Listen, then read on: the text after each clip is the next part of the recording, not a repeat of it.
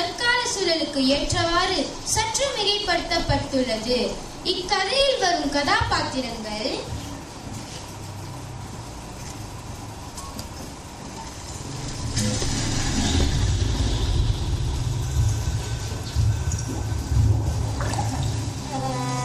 மசூரியின் பெற்றோர்கள்.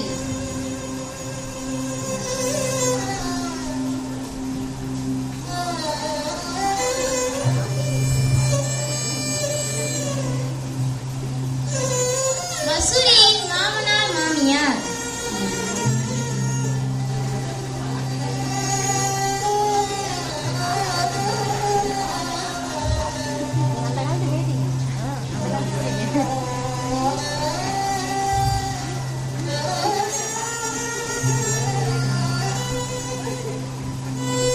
மசூரியின் கணவர் வாண்டரோஸ்.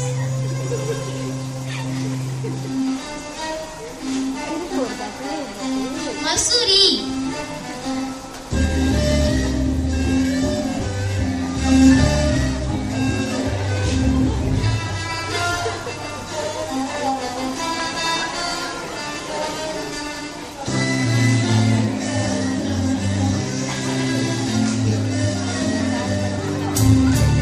கவிஞர் டெராமா.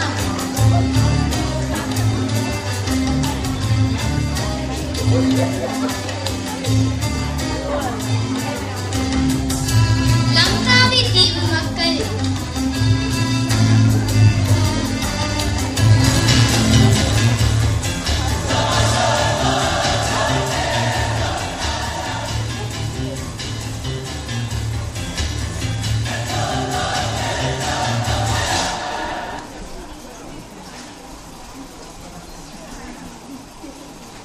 காட்சி 1.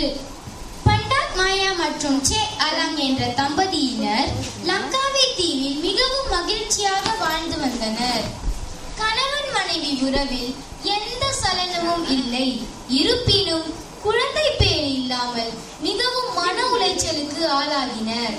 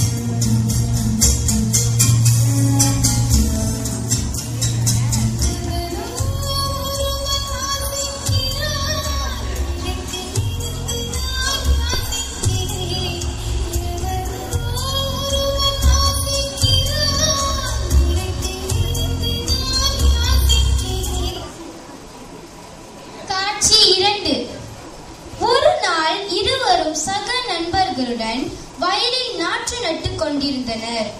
அவ்வேளையில் எதிர்பாரா விதமாக வயலில் ஓர் அரிசி குடுவையை கண்டெடுத்தனர். சே அலாங் அதிலிருந்து ஓர் அரிசியை எடுத்து உண்டாள்.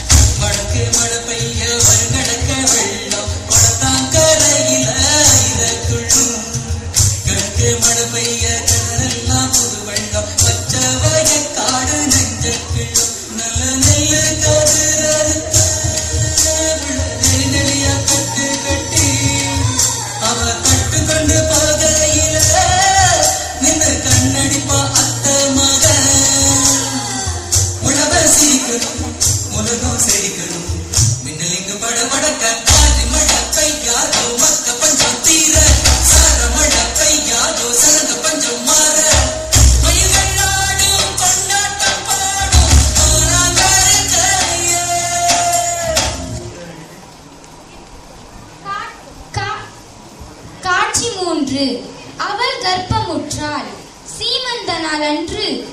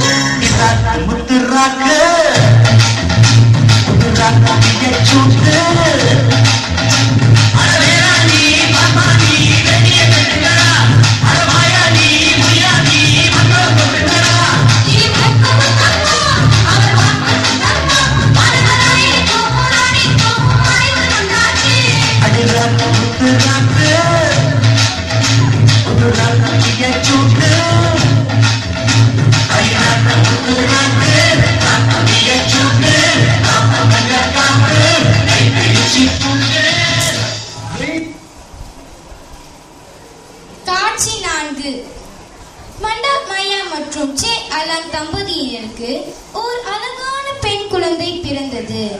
அவளின் பெயர் மசூரி. இந்த கருப்பு சரித்திரத்தின் கதாநாயகி. காலம் வெள்ள பெருக்கெடுத்து உருண்டோடின. மசூரியும் பருவமடைந்தாள். லங்காவையே வியக்கும் அளவுக்கு மிகவும் அழகாக இருந்தாள். குணத்திலும் அப்படித்தான்.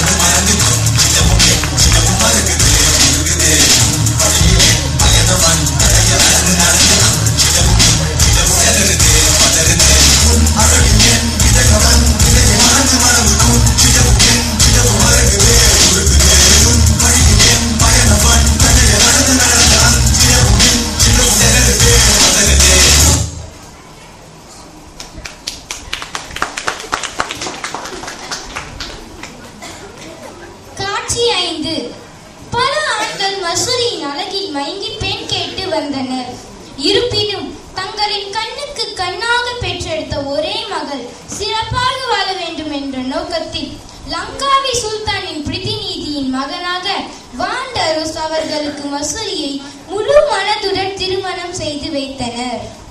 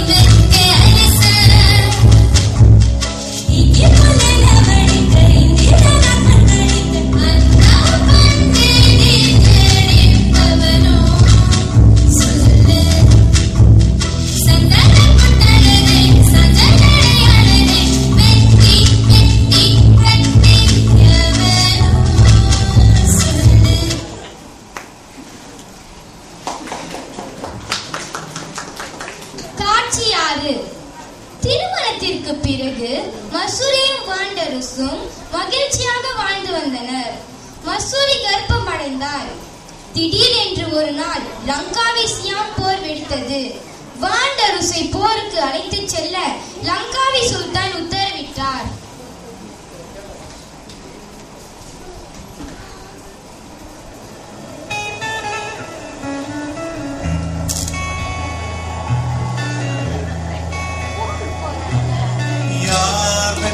மகனோ நீ யார் பெற்ற மகனோ இந்த ஊர் கும்பிடும் குலசாமி இவன்.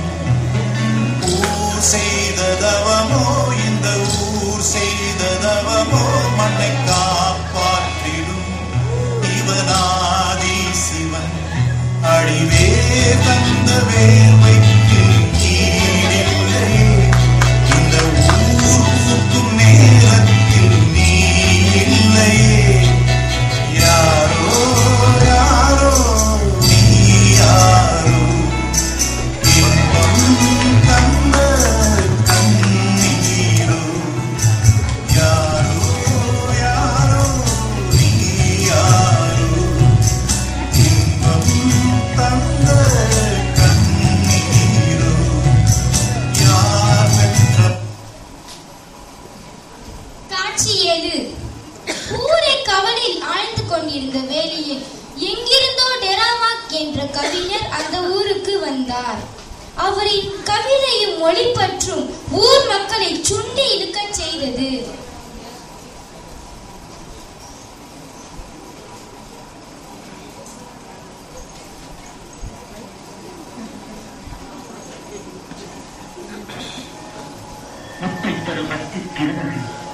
முத்துக்கிரை சத்திச்சரவன் முத்துக்குரு விட்டு குருவர எனவோம்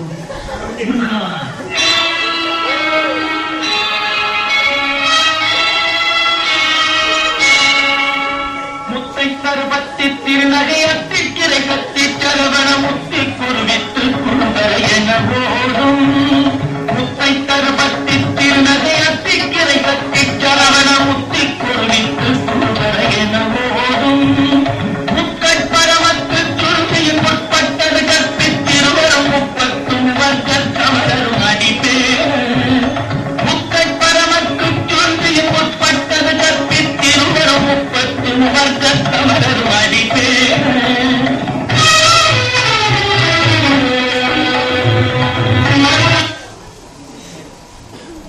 காட்சி 8.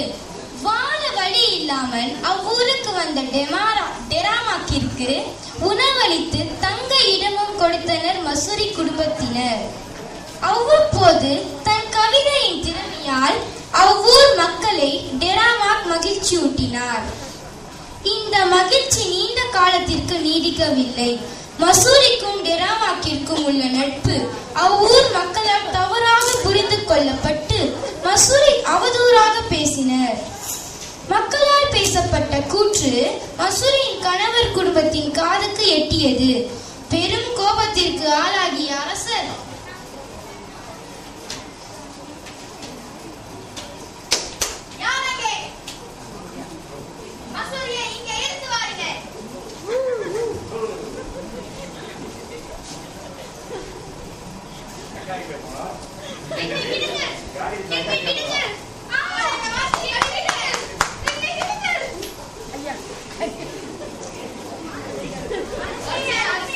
அரசே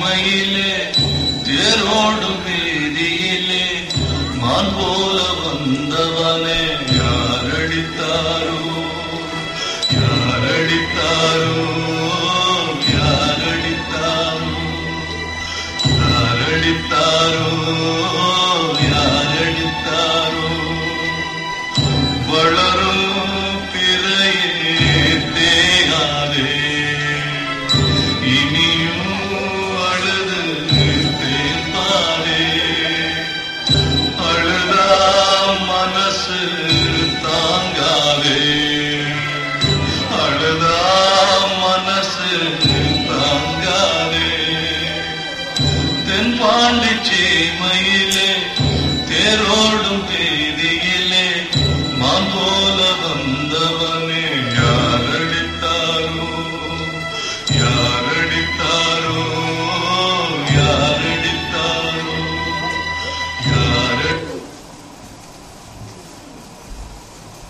முடிவு. கத்தி குத்தப்பட்ட மசூரியின் உடலில் இருந்து வெளியேறிய வெள்ளை ரத்தத்தை கண்ட மக்கள் அதிர்ச்சியுற்றனர். அவள் உடலில் இருந்து வெளியேறிய வெள்ளை ரத்தம் அவள் கற்புக்கரசி என்று உணர்த்தியது. அவளுடைய சாபத்திற்கு ஏற்ப 7 தலைமுறைகளுக்கு பின்னரே லங்காவி தீவு முன்னேற்றம் கண்டு வருகிறது. இது நம் நாட்டில் நடந்த ஒரு சரித்திர கதையாகும்.